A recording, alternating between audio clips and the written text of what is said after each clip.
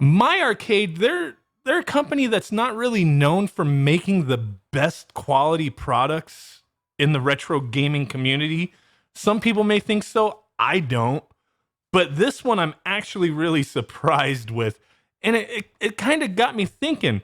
On my previous video for the Retro Champ, I saw a comment that said, My Arcade, they have great ideas, like really brilliant ideas, but their execution sucks. When they actually get down to it, it just sucks. This is a very basic product here, a cartridge converter for you to play Famicom games on your NES. And I'm actually blown away by this damn thing. Such a simple product. I'm used to using something like this one's from Hyperkin, the 60 to 72 pin adapter. Works just fine, has a little ribbon on the back, so you could pull it out of your front loader there.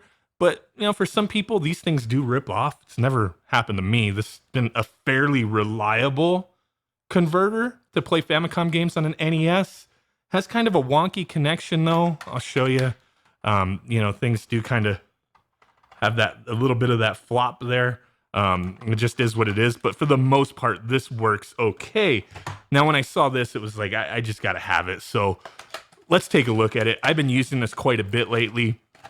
Like I said, I'm very pleasantly surprised. Just shows insert it into the slot. Nothing else needed to be looked at there. So here she is. Very interesting. The same size as an NES cartridge with a little cutout right there. What do we got? We got a booklet. Man, this is a beast of a book. I haven't even looked at this. But, okay, it just shows you insert cartridge and you are good to go. All right, we don't care about the manual. So with this, I find this very interesting. So most Famicom carts are about this size. Now, this is a standard Famicom cart. There are some wonky ones out there that have very different shapes and sizes. Some games are a little bit bigger. So with this cartridge adapter, not everything is going to fit. As you see, Final Fantasy 1 and 2 does not want to go in there. So this adapter, even though I am giving it some praise, not the end-all be-all product here, but we do have a lot of positives here. So standard size cart slides right in there.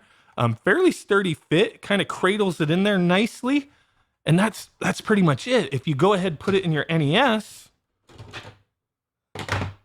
it goes in just like an original NES cartridge.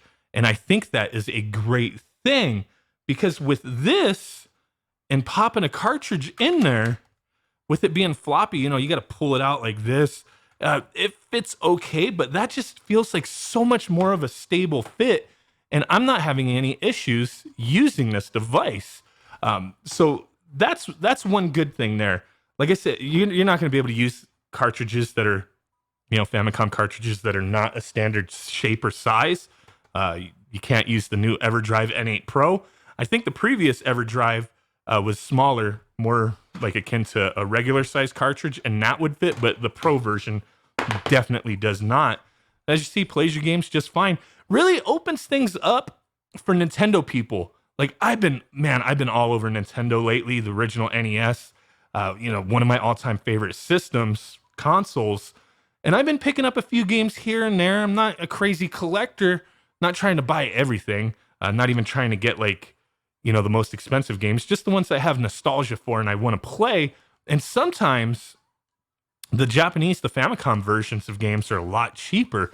You can look at stuff like DuckTales 2 and stuff like that, and it's just a lot cheaper. The Mega Man series, a lot cheaper to go with the Japanese version. So that's one of the positives if you're into cartridges, to get Famicom carts, right? Now, the other cool thing with this, since it just makes it a normal cart, essentially, you can use the game Genie. Boom, let's go ahead and pop it in. Hopefully it works. The thing is with this adapter, I'm having no issues popping in games and playing them. Sometimes with this thing, the connection doesn't feel as great. I mean, I don't know if I'm going to be able to demonstrate that right now, but here, I'll put Kid Dracula in there, see if it plays.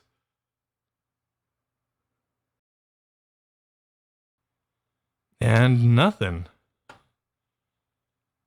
We're going to have to fidget around with it to get it to play. And that just, it seems like it's just this adapter is just not having that great of a connection here on my NES. Sometimes it works, sometimes it doesn't. Some games it seems to be a little bit more picky. You see it's still just a black screen. Let me see if this like boots up first time. I mean, come on now. We'll see. We'll see. Let's try not to break it while I'm putting it in there. And you see, it's a little different than a standard size cartridge, but it fits in here.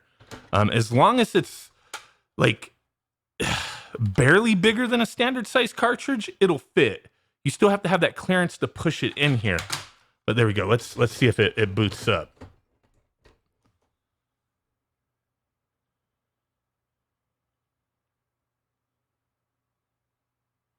There we go. It just straight into the game.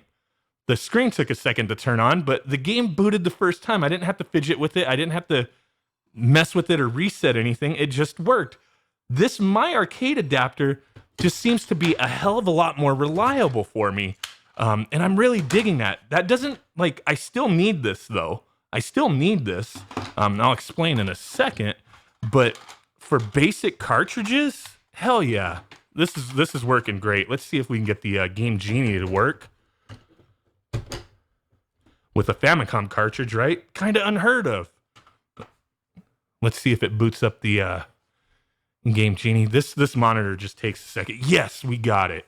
Let me find a code in my the Game Genie book. Let's see. We're playing Super Mario USA, which is Super Mario 2 in the US. There we go. I'm going to put in the Super Moon Jumps for the Princess. Let's do that one.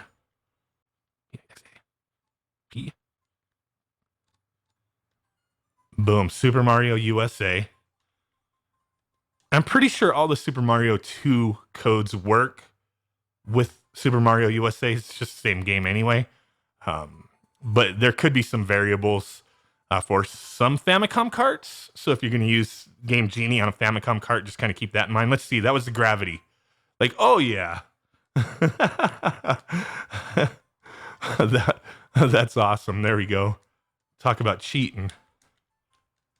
Gotta love the Game Genie. I actually have some content for the Game Genie coming up that I think might be interesting. But there's that. The Game Genie working with Famicom cartridge. Really cool stuff. So the thing with this is like, you know, we can't use this adapter to play stuff like this or the EverDrive or other cartridges that are a little different shaped or sized.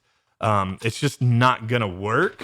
So we would still have to use this on certain things. Now, not in the front loader. It's just not gonna fit unless you have you know, certain modifications to where you don't have to push down all the way or, you know, whatever to get it to work. Because with this just sliding in, the games aren't gonna boot up. They just don't work. But if you have a top loader, for example, you're going to be fine with like the Hyperkin adapter. Works just great. I mean, I haven't had any issues with it for the most part. Like I said, some things can be a little iffy, but with a top loader, you don't have too much of an option with these wonky sized cartridges. And with the front loader, without specific modifications, these carts are going to be a bitch to get to work. So that's one thing to point out where I still need this. This is still something that's got to be in my, in my tools, my NES tools. But there you go. Top loader works just the same. I think this is like, for something that My Arcade put out, and for me never seeing, I mean, maybe I'm wrong. Maybe other companies have made these before, but I've only ever seen these. This is cool. This is really excellent. For the first time ever, I can say like My Arcade made something amazing here. Especially if this is their design, nobody else has made this. If this is theirs, like holy crap. That is an amazing thing there. So there you go. If you're interested in one of those, they're about $15. I think these ones, the Hyperkin ones, are about $10, $11.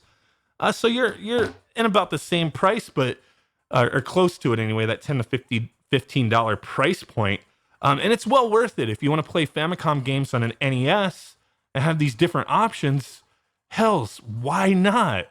So there you go. I'll have links in the description of both of them if you so choose to check it out. I bought this with my own money. And hey, I don't like my arcade, but I really do like this. And if you're wondering with this NES how I'm outputting it to this little HD monitor, I'm actually using, if I can kind of show it in the back here, I'm using the Rad2X. This is an RGB modded NES, but the Rad2X works great for like the Super Nintendo, the Nintendo 64, stuff like that. I just like kind of unplugged it. Okay, there we go. You don't want to be fidgeting around with that thing. But just wanted to show that to you guys. I'll have a card up top if you want to check out my video on the Rad2X using it on Nintendo systems. I think it's really cool. Goes for about $50 or so, powered by the RetroTink. Really cool, man. So, hey, really appreciate you guys. And with that said, I will catch y'all next time. Peace out, bye-bye, and boom. Bye. Thumb butt.